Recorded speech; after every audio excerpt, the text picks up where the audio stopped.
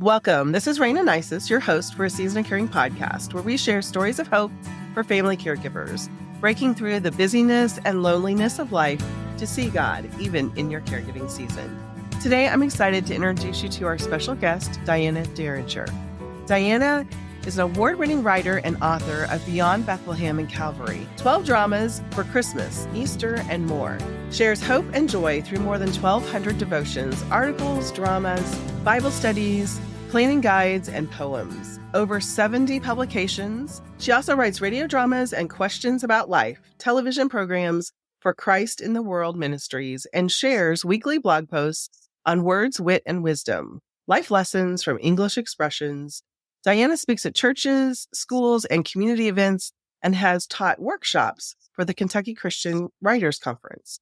Her adventures as a social worker, adjunct professor, and youth Bible study teacher, friendship, family for international university students, and caregiver for her husband supply a constant flow of writing ideas. Connect with Diana at dianaderringer.com and on social media. Welcome, Diana. It's great to have you here today. Thank you, Raina. It's great to be with you. I appreciate the invitation.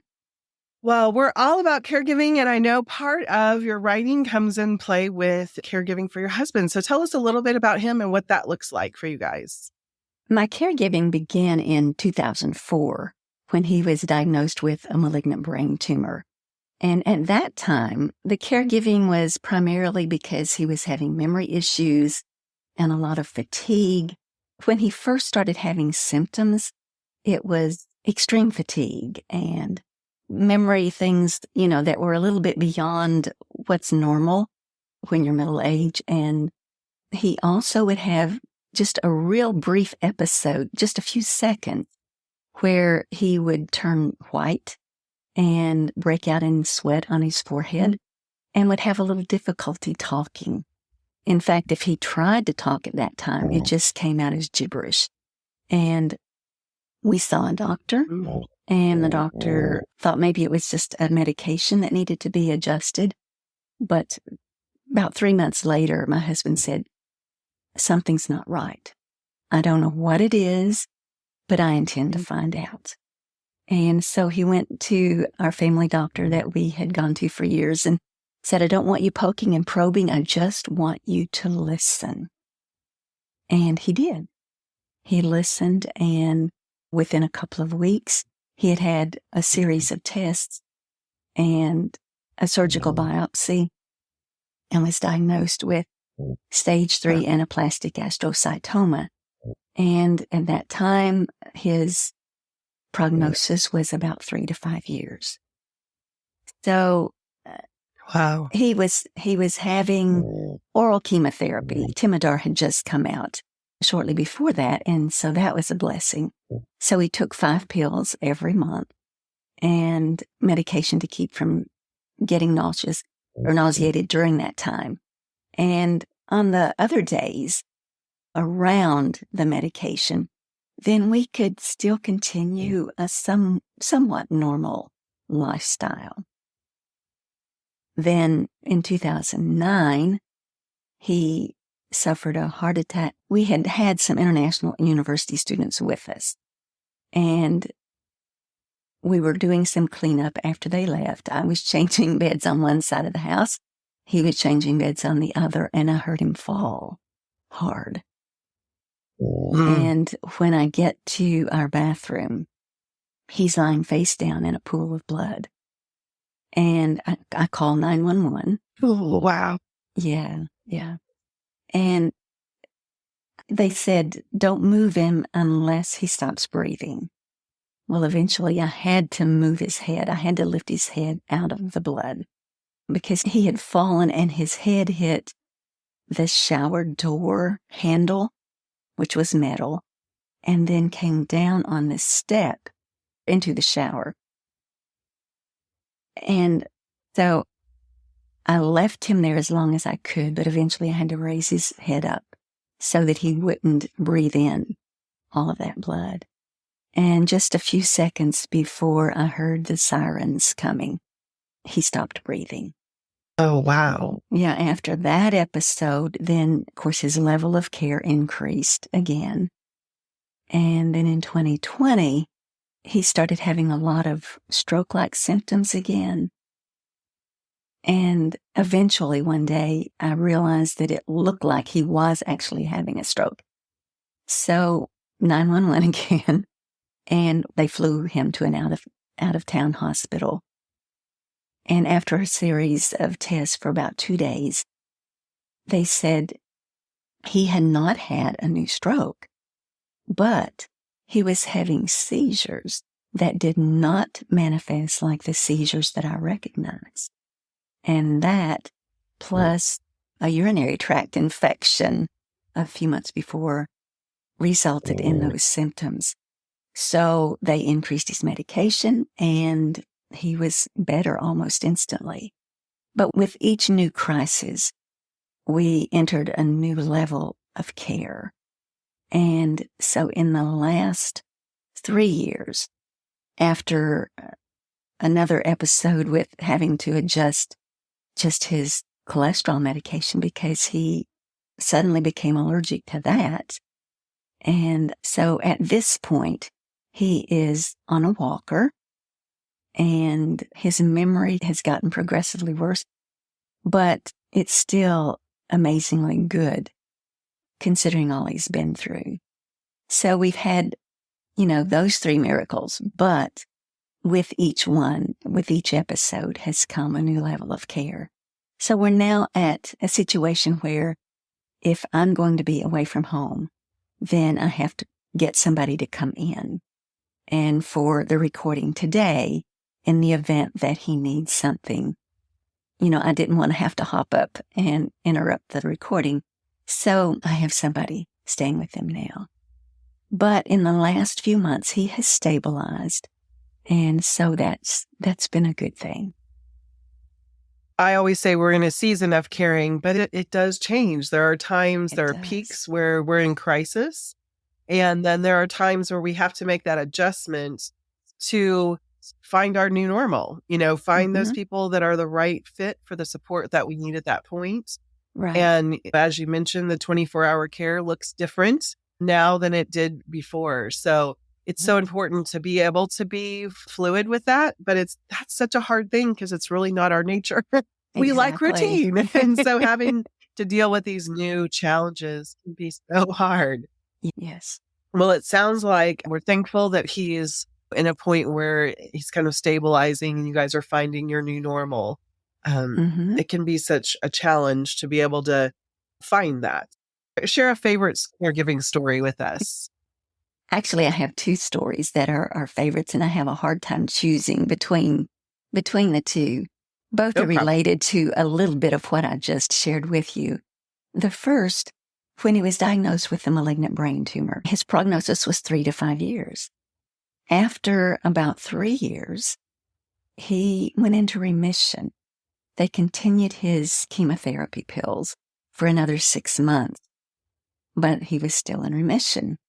So they took him off and he continued. And so every time we would go to the neurosurgeon with new MRI results and bringing him up to date on how things were, even he was amazed. At least twice, the neurosurgeon looked at us and he would say, "How are you doing that? Seriously, how are you doing that?" And he was such fun to visit anyway. I mean, he stayed so busy, I know. And he had this really wild, unruly hair. And sometimes it would get really long. And so one of our favorite things to do on our way to visit that doctor, and of course, you can be a little apprehensive when you're going for a new report. And so our fun thing was, we wonder if he's had a haircut. But he was a great doctor. And so that was one of our favorite stories. The second relates to the 2009 episode when he had the fall with the severe brain injury, the heart attack, and the stroke. We don't know which happened first, but it was almost simultaneous for all 3 of them. But when they put him on a respirator, they thought when they took him off the next day that he would die.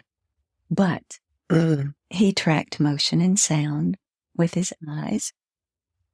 He squeezed our hands in response to questions. He was able to breathe on his own. They reduced the oxygen a little bit at first. Wow. And then the doctor said, let's just see what he does with it off. And we did. And so he turned around and he says, well, looks like we have us a miracle. And I remember my nephew. I was standing between my nephew and my sister when they were doing this in the room. And I remember when all of this was going on, my nephew, who was like this big bear of a man, and I'm this little shrimp, and he just gives me this big bear hug. And it's like, he's going to make this. And of course, they thought at first he would probably not be able to move his right side, not be able to walk, not be able to talk, probably have no mental abilities. And 2 days later, he's sitting up talking with us. Now, his memory was pretty much shot at that time, both short and long term. But he's sitting up talking and laughing. And our sister-in-law, who is a speech therapist, told me later, she said, Diana, you have no idea how significant it is that he's joking. So anyway, when the doctor came in a couple days later and he said, can he move his right side? My husband had heard us talking, I know, because he had started exercising that arm and that leg and, doing all these things. And so he said, can he move his arm at all? And I said, tell him move your arm. And so he just waves it around. And then he said, well, can he move his right leg? And I hold my hand out and I say, kick my hand. And he almost had it up that high. And so the doctor turned around and he looked at the nurse and he said, get him in therapy now. And, his injury was so bad. He had this horrible cut on his head. They hadn't even done anything but just kind of put a little bandage over that. And so they cleaned him up and started doing things fast at this point. And the cardiologist who had seen him initially and had been gone that weekend, and when he came back and, he talked to them at the nurse's station, he talked to me, and then he charted in his notes the very technical medical term, wow. And it was a wow moment. Yeah. They probably still talk about him at the hospital, honestly. Yes. Occasionally. Yeah. And he was in 3 different hospitals during that episode. In fact, we spent Christmas and New Year in a rehabilitation hospital, our 3rd hospital. And in all 3 hospitals, he was called the Miracle Man. The EMS people referred to him as the Miracle Man. And when we went for surgery in the in-between hospital, this one nurse comes in and she said, I just want to touch him. I want a little bit of whatever he has. And so, yeah. Yeah. So we have lots of good stories. So I bet as a caregiver, that was ups and downs. I mean, I can't even imagine how difficult for you from having to do CPR on him to hearing that they don't expect him to make it and then having him recover like that. That's amazing. Mm-hmm. I'm sure that was hard. Yeah. This whole caregiving thing has been a series of ups and downs. And several times I referred to it as it's sort of like riding a roller coaster in the middle of a storm. If you're on a roller coaster and a storm pops up, you have no choice. You ride it out till you get to the end. Yeah. And there's nothing you can do about that. However, if that were to happen, or when it does happen, you got some people that just crouch in fear, and you've got others that are screaming their lungs out, and others that fuss about, why don't they get us off this thing, do something. And then you've got a few people that look around at the majesty of that storm and the beauty. My husband are sort of weird. We like to watch storms roll in. And so you can look around and you can see, the positives in the midst of all of this craziness. So, caregiving's like that. We have highs, like our miracles. My husband, after his first diagnosis, he kind of withdrew for a couple of days. And while I was doing all the busy work, and he came out and he said, God and I have had a little talk and everything's going to be okay. He wasn't saying, I know I'm going to live. I know this is going to be easy. But he's saying, God's going to ride this out with us no matter what happens. Through all of our ups and downs, God is with us. And so when we have good days, we enjoy those. When we plummet into the depths of despair, we have to remember that God's in charge. And even though it's tough right now, He's going to be with us through it all. And He'll carry us when we can't go any longer. And so we choose. Are we going to stay stuck in anger or despair or all of the stages of grief? And when you're in caregiving, you're grieving. Grieving is for a lot more than you just are. death. Yes. And so it's okay to have those feelings. It's okay to be angry. It's okay to be in despair. It's okay to feel all of those emotions that God gives us, but we just don't want to get stuck in them. So we choose. Yes, and you choose over and over and over again. Over and over. Do we choose despair or do we choose joy? Yeah. And we chose joy. Yeah. Not every day. We don't look real joyful every day, but we choose joy. That's and right. We choose hope. Yeah. Because of our Savior. Perfectly said. Wow. Is that not so important to grasp? Choose joy. We're going to have grief. We're going to experience the difficult things of caregiving, but we always have a choice. I want to offer you a little more information about a resource that I have available. It's called Finding Peace in Grief. It's a resource for brokenhearted caregivers, and it really is an opportunity to take a look at how grief might be impacting you right now in the middle of your caregiving season. Jill has gone through this course, and this is what she said. I highly recommend investing in Raina's program on grief as a gift for yourself. I know it will help you and encourage you too. Raina's program provided me with readings as well as videos from other experts. Each person seemed to know exactly how I was feeling and validated my emotional journey. I found this program emotionally valuable, and I was able to go through it at my own pace. This program is available for listeners for just $37. I really, really encourage you to take a look at this program. Caregiving is full of challenges, changes, and more heartache than we even imagine as we go through the process. But we don't like to talk about that grief. Learning to understand grief, how it impacts our brain, how it breaks our heart, how to process that grief in order to be able to heal even in the middle of the season. It really can make such a difference for you. I want to encourage you to learn more about finding peace in grief. Visit the website aseasonofcaring.com/peace in grief. I know that you will find this course to be really helpful. The content is presented in caregiver conversations that are just frank conversations about grief with caregivers just like you. I have video teachings that include information of various kinds of grief, how grief impacts your body and your brain, as well as those processing tools, and then also articles that you can read. So a variety of different ways for you to be able to take in this information and just begin to process it. This caregiving thing is tough, but you can choose. You can choose to have hope and healing even in the middle of the grief and pain. I encourage you to take the time to check out this course for just $37. Again, aseasonofcaring.com/peace in grief. Now let's go back to our conversation with Diana.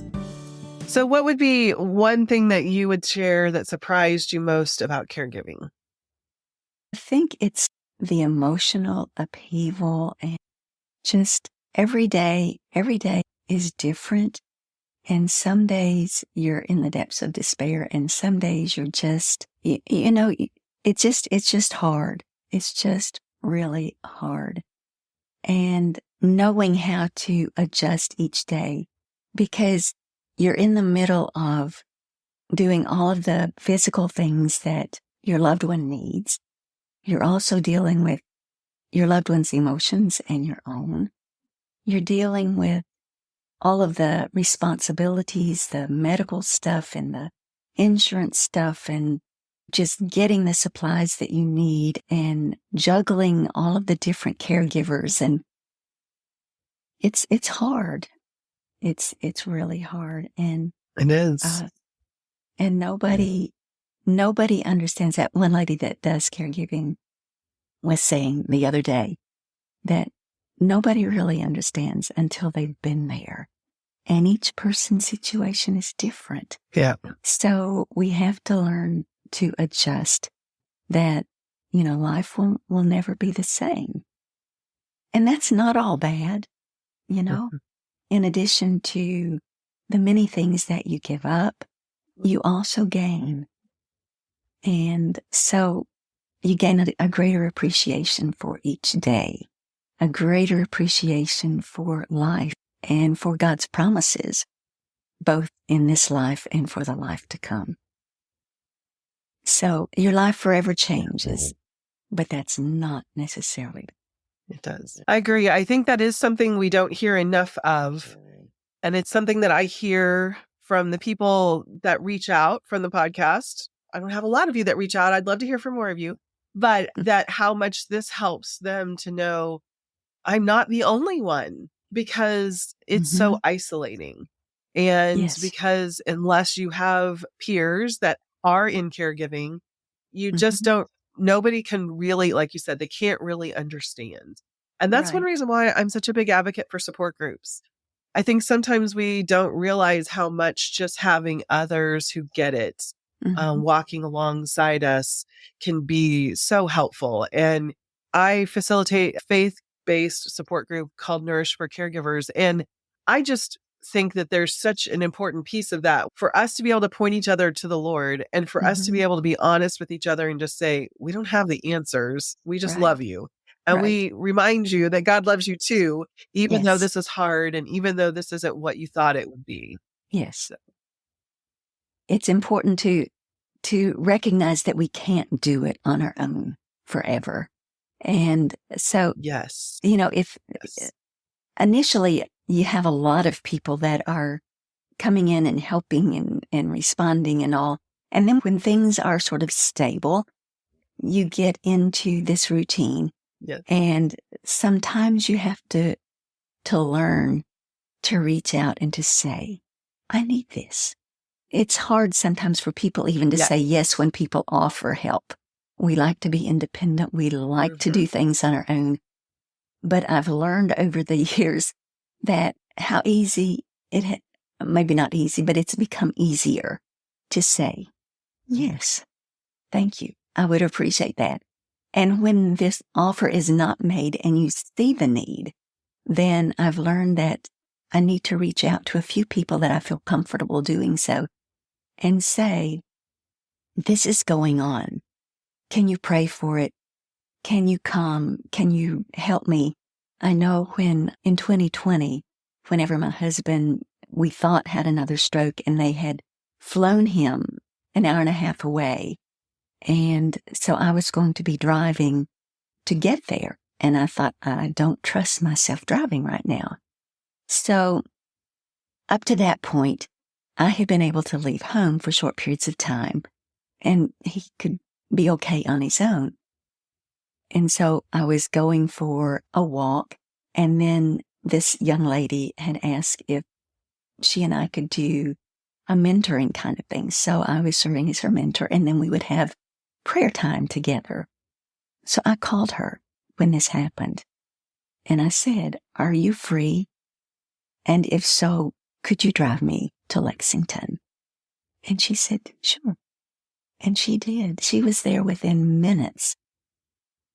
And so we have to learn to reach out and to allow people, to give them the opportunity to help us. If we enjoy caring for other people, then we know how good that makes us feel. So we want to be sure that we're not robbing other people of the blessing of helping us. A friend asked, can we pick up something for you for dinner once or twice a week? You know, cooking is one of my least favorite things to do, but I do it so we don't starve to death. And so, Me too. So I said, yes, that would be wonderful. And you know, he's still doing it. He's still doing it. And more than just one day. That's amazing. It is. It is. So it's great. Wow. To have friends. So Diana, your stories, you've been able to just share with us where God showed up for you over and over again. But is there one more that you want to share where it just really stands out, where he showed up for you? Oh, absolutely. Throughout all of this, you know, you lose so much. And yet it's amazing when we give God the little threads of everything that's going on in our lives. It's amazing to see how God can weave all that together in ways that we would never have expected and would probably never have experienced otherwise.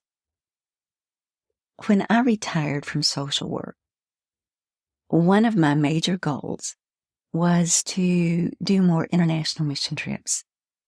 International missions is my passion. Mm-hmm. And I loved traveling to other places and sharing God's love, especially in areas where there wasn't a lot of that going on. But when my husband was diagnosed with a malignant brain tumor, not only did he lose his position as a manager at the store, but I also lost the ability to do international mission trips anymore. But God. Yeah. Just the Christmas before, a friend of ours from church asked if we would be interested in taking an international university student into our home during Christmas break. Supposed to be with us for about 2 weeks. She ended up staying 6 weeks, and it was wonderful. Wow. We loved our time with her, and she started inviting other friends in to come visit with us and to eat with us. God has a sense of humor. We spent most of our time in the kitchen, cooking, eating, and going shopping for groceries. And so even after she left, then more students, it just became our thing to do, was to serve as a friendship family to international university students. And our maximum number was one summer, they said, can we bring all the students from Taiwan? I said, sure. And they kept coming back with, well, now we have this many. It's like, that's okay. We have this many. That's okay. We have 39. That's okay. So our house is not that big, but we had 39 students from Taiwan to eat with us one night. And I learned, you know, it's not that much harder to cook for 39 than it is for 6 or 8. So anyway, so we began doing that, and it was like international ministry from home because we had students from all over the world. And a lot of them had little or no background in knowledge about Jesus, going to church, nothing. Mm-hmm. And so we just loved on them and then would gradually get permission. You know, we would ask about their beliefs and then request permission to share our beliefs. And so God just blessed in amazing ways. So I thought maybe all those international mission trips was just preparation for this. God brought them to you. That is so amazing and so like him. Yeah. But then after the 2009 episode, then we had to start cutting back a little bit on that. And so my heart was breaking again. I mean, we didn't cut back completely at that point, but we were cutting back. But God, at a Kentucky Christian Writers Conference, I learned about Christ to the World Ministries. and how they were doing radio dramas that were translated into multiple languages, broadcast all around the world, and a lot into areas with great restrictions. Missionaries are not allowed. Public sharing of your faith in some areas not allowed. And so I started writing radio dramas for them, and that's now increased to question and answer television programs as well. And you don't get a lot of feedback from the people that you write for, but occasionally they would get feedback. And so this one lady from India wrote in, and she was thanking the people with the ministry in India for the radio dramas, and said as a result, she and all of her family, including her sister, who was dying with cancer, had become Christians. And she said she wanted to thank them for the radio drama series, Knowing the One True God. I still get chills. I wrote the series, Knowing the One True God. So I told my husband, I said, I just realized that I'm reaching more people through my writing than I could have in a lifetime of short-term mission trips. So, yeah, a lot of things that we could do in the past, we can no longer do. But a lot of things that we never did in the past, we're now doing. And his story, the miracles God has worked in my husband's life, have become stories that we've shared with so many people. So God's still at work. My husband may not be able to work in public employment, but he's still making a difference in this world. God's still making a difference through him. So, it's just a matter of waiting and seeing what God's doing next. I think that's so true, because as caregivers, we often can stay focused on what we can't do anymore. But God has so many things we never even dreamed of. For me, I don't enjoy writing. But I'm an author. I mean, God brought that opportunity for me to share our story, and for me to be able to write it in a way that only my voice can share and reach certain people. And it's one of those things that I always say, I never even knew to dream of this, much less to ask for it, right? So I love that about what He can have planned for us. And we just have to keep looking and keep asking for what we can do, and not be focused, like you said, in the middle of the roller coaster, be focused on what we can't. But what do we have, and what can we use? How can we use that? Right. That's amazing. Right. Yes. Just look up and, in awe at what God can do, what God is doing, and what He will do. Yeah, definitely. So we have one last thing. What's one little thing you'd like to share with fellow caregivers, whether it be at the beginning of their caregiving or if they're in the thick of years of it? I'd like for people to know, first of all, what we just shared, that God can take the hardest things and can use them and can bless us in spite of them. A very, very practical thing that I'd like for people to realize is expect that you're going to lose sleep most likely. Sleep loss was one of the hardest things for me to deal with.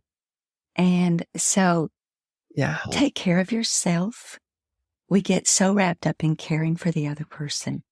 And so if you lose a lot of sleep at night, you may have to take a nap during the day.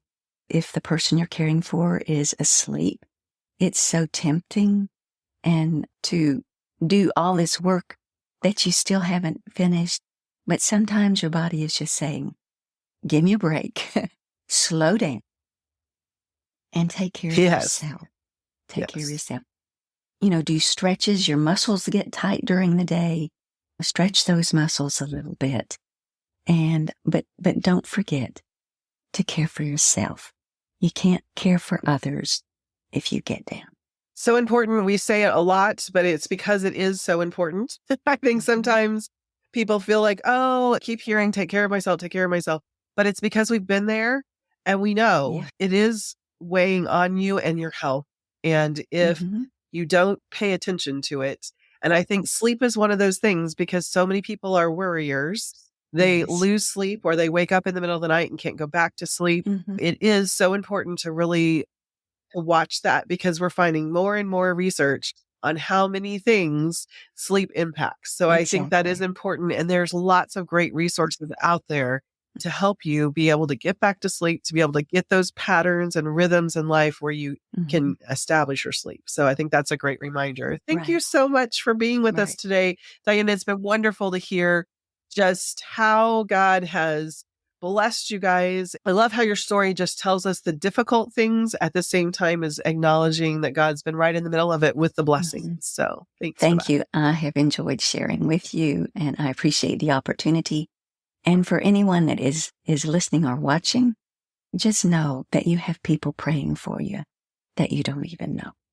I have a writer friend in Mississippi and she has started doing little reels every week and she always ends with, I'm praying for you. And so just know that you're not alone. God is there. Yes, so important. Thank you again. You can find more of Diana's writings at dianaderringer.com. And you can also find a link to her site and all of her socials on the show notes page. So we would love for you to stay connected with her and be able to enjoy her work. Thank you for joining us today for Stories of Hope with Diana. A Season of Caring podcast has been created to share stories of hope for living content, loving well, and caring without regrets. If you have legal, financial, or medical questions, be sure to consult your local professionals and take heart in your season of caring.